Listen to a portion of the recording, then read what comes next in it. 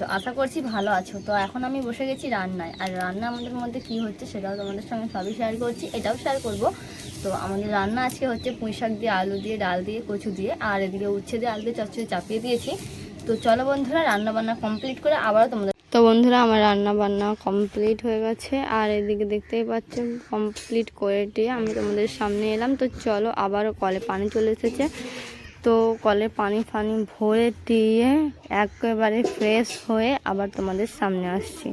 তো বন্ধুরা, সম্পূর্ণ কাজ করে তোমাদের সামনে চলে এসেছি, আর এই যে আবার নোংরা, আর এই যে বসে আছি এখন, দেখতে পাচ্ছ আমরা এখন দুজনাই বসে আছি।